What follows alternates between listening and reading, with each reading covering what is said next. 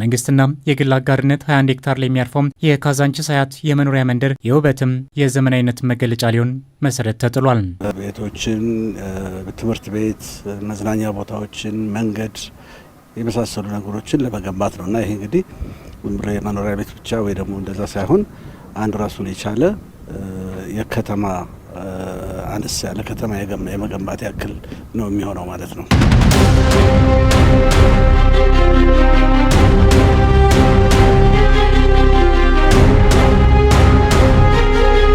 የገነቡት መንደሮች የመኖሪያ ቤትን ጨምሮ የንግድ ሱቆች፣ የመሰብሰቢያ አዳራሾች፣ የስፖርት ማዘውተሪያ ስፍራዎች፣ ትምህርት ቤትና ጤና ጣቢያና ሌሎች መሰረተ ልማቶችን ያሟሉ መሆኑንም ጠቁመዋል።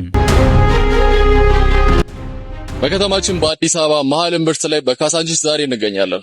ዛሬ እዚህ የመጣንበት በምክንያት ነው። ብዙ የምናየው ነገር አለ። ይህ እድል እንዳያመልጣችሁ፣ አብረን እንቆይ ላሳያችሁ። ይህ በከተማችን በአዲስ አበባ መሀል እምብርት ላይ ማለትም በካዛንቺስ ከመለስ ፋውንዴሽን አጠገብ ላይ የሚገኝ ወደ 250 ሜትር ስኩዌር መሬት ላይ ያለፈ እጅግ በጣም ስፋት ያለው ከአዲስ አበባ ከተማ አስተዳደርና ከሀያት ሪል ስቴት ጋር አንድ ላይ በመሆን የሚሰራ እጅግ በጣም ትልቅ ፕሮጀክት ነው። ፕሮጀክት አንድ ቁጥር እንግዲህ በግንባታ ላይ ይገኛል። እንደምትመለከቱ እንግዲህ ሳይት ክሊራንስ ተደርጓል። በአሁኑ ወቅት እንግዲህ ለግንባታ ዝግጁ ሆኖ እንግዲህ እናንተ ነው እየጠበቀ ያለው። ታዲያ በዚህ ቦታ ላይ ማለትም እጅግ በጣም ስፋት ባለው ቦታ ላይ የሚገነቡት እንግዲህ ከባለ 1 መኝታ ቤት እስከ ባለ 4 መኝታ ቤቶች ናቸው። ታዲያ ይህንን የመኖሪያ ቤት ከሌሎቹ ለየት የሚያደርገው የያዘው የመሬት ስፋት ብቻ ሳይሆን ማለትም ወደ 250,000 ሜትር ስኩዌር መሬቱ ብቻ ሳይሆን ነገር ግን መሬቱ እንዴት እንደሚጠቀሙት ነው። ቤቶችም የሚገነቡበት መንገድ 40-30-30 የተባለ ሲሆን ከሙሉ መሬቱ ላይ 40% ቤቶች የሚገነቡበት ሲሆን 30% ደግሞ የተለያዩ መንገዶች ይገነባበታል። ቀሪው 30% ደግሞ ለተለያዩ ግሪን ኤሪያዎችና መዝናኛ ቦታዎች ይውላል ማለት ነው። ይህ መንገድ ነፋሻማና ለመኖር ምቹ ያደርገዋል ማለት ነው። ስላከፋፈል መንገዱ ደግሞ አታስቡ።